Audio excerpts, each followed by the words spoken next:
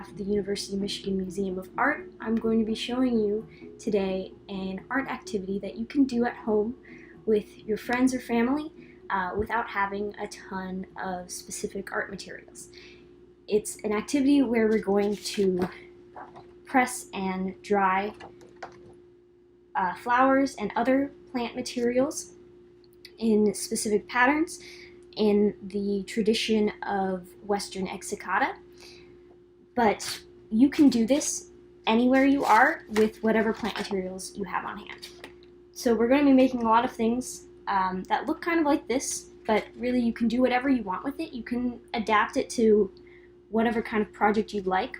I personally like when they're really pattern-based and not so much representational of specific images or people, but you can also try that as well if that's what you're interested in.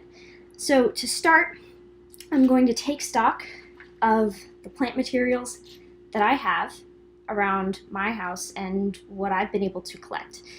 Now you can sort of focus in a couple of different ways with this project.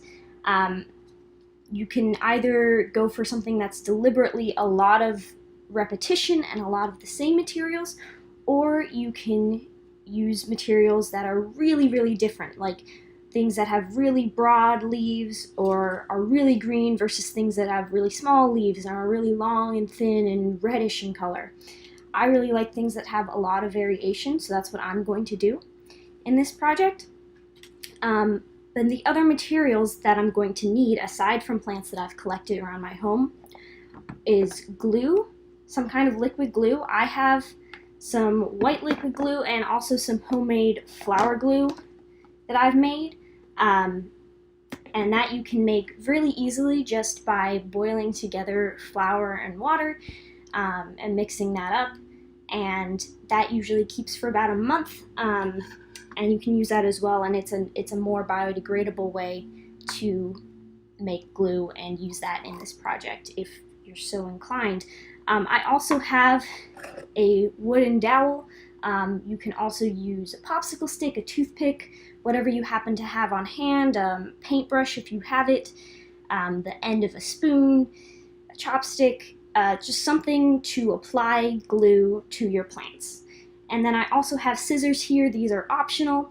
You can also use more kid-friendly scissors, but these are to help cut up parts of the plants, not necessarily be tearing them apart with my hands, but to make it a little more easier to achieve similarity where I want it and differences where I want it. I also have some white paper. You can use any kind of paper that works for you. I recommend something fairly lightweight. And then I also, for cleanup purposes, have some newspaper and paper towel on hand. And those will come in later. We'll talk about that at the end. Now to start this project, I'm going to choose a shape because I like patterns, and for me, patterns always start with some kind of set shape. For this one, am going to choose a triangle because that seems pretty simple but can easily evolve into something else. So I'm going to create a basic start with a triangle, and to do that I'm going to look at what materials I have. And I've got all of these materials, and some of them are really sturdy, some of them have long thin stems, some of them have a lot of little small parts that complicate the vision, and I'm going to go with something that's a little longer and thinner for this. You can do this in whatever way you want, but as you can see, I'm going to be putting down all of these parts of it first before gluing anything. And that's generally how I'm going to be working on this project, is I'm going to go in layers, adding more shapes to it as I see fit, and I'm going to put layers down and glue and work in layers of planning it out, putting things down, and then gluing them. Now one thing to keep in mind is if you have pieces that are really big or really thick or really wet, pieces of plants, flowers, berries, whatever, those will press, but they will take longer to press, and you want to be really careful what's being pressed down. For instance, I have this dandelion that's really thick, and I want to press it, and I can absolutely do that, but I want to make sure that I have all the petals facing up the way I want them to when it's pressed, because I got to be really careful, because I'm not going to be able to really check on that when I'm leaving it pressing for a while to make sure that it's being pressed the right way. And I also have to keep in mind that things that are thick are going to be harder to glue down. And they are not going to necessarily stay down on their own with as little effort. Now, as I mentioned before, I want to be really careful, really deliberate, really exact with where I have differences in my composition and where things are the same.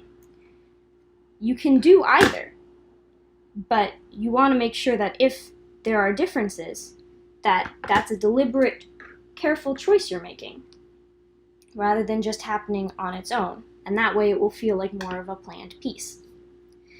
Now I'm starting with this triangle on the paper, and now that I have it planned down and I've made sure that the differences are only where I really wanted them to happen, I'm going to glue them down.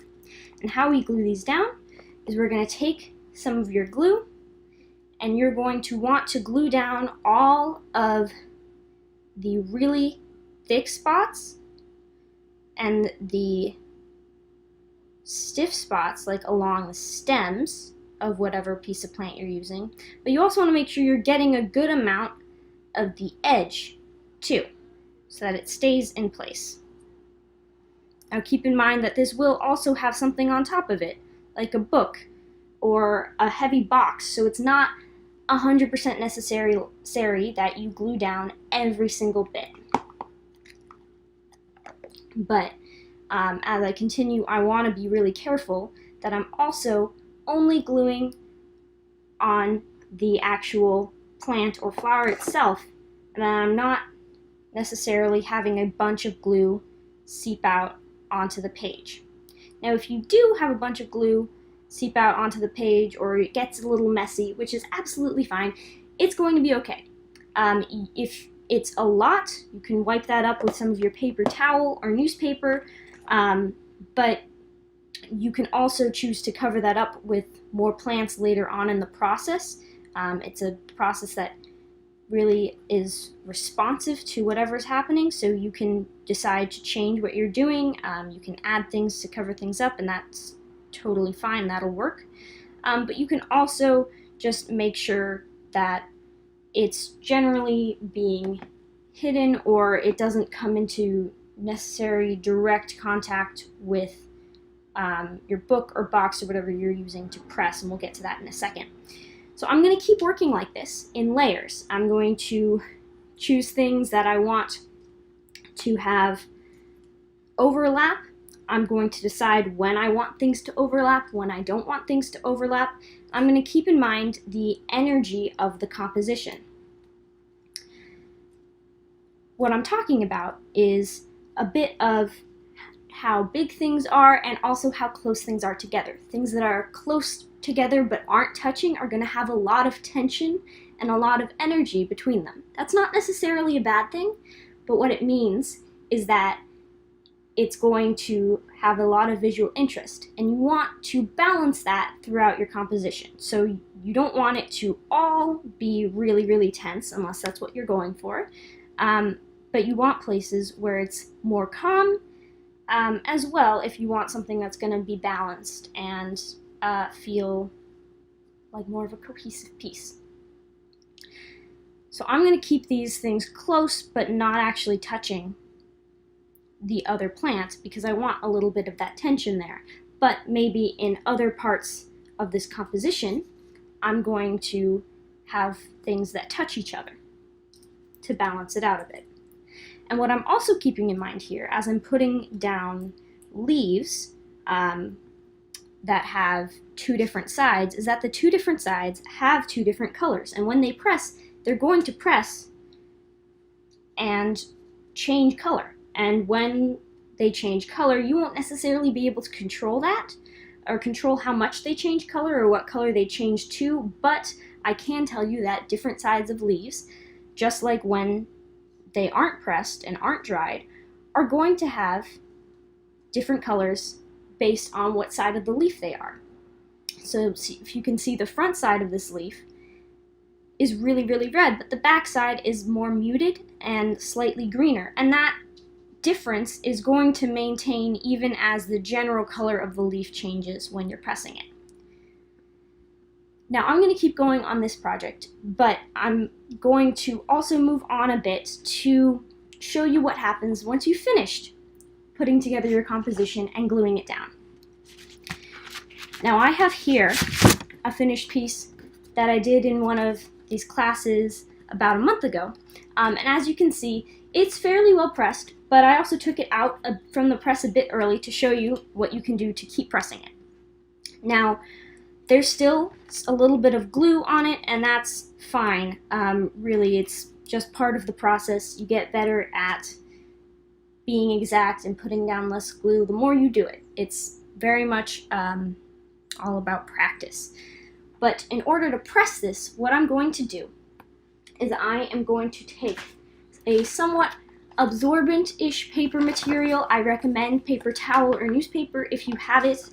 Otherwise, something lightweight like wax paper. I have newspaper on hand. That's my preferred method.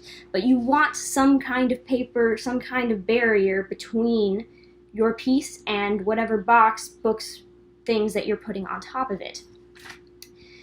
This is because the moisture needs somewhere to go. And if it doesn't really have somewhere to go, it's not going to press as well or dry out as well, and then you're going to have further changes in the plants even after you've pressed them. Now I've got this newspaper that tends to work well in being lightweight but also somewhat absorbent of the moisture. And I'm going to put that down on top of my piece, making sure that all of the sides of the piece that I want laying face up are laying face up. I'm going to put that down, make sure that it covers the entire piece.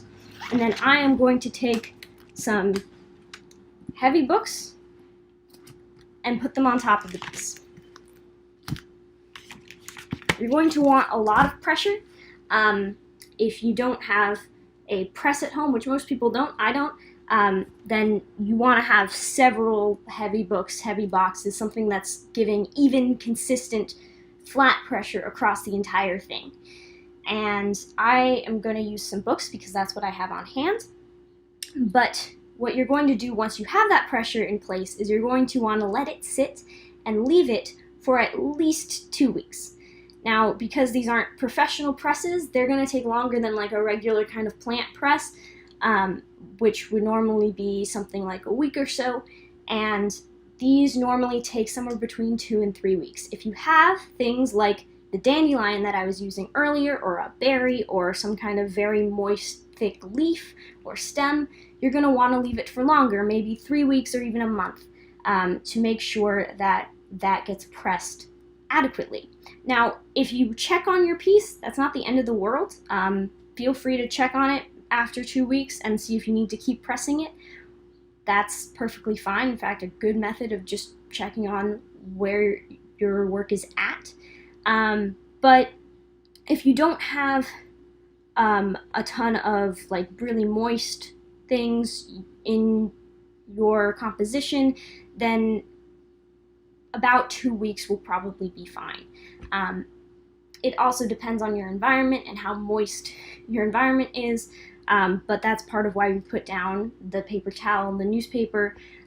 So some things are going to take longer than you might think, and that's just kind of part of the process.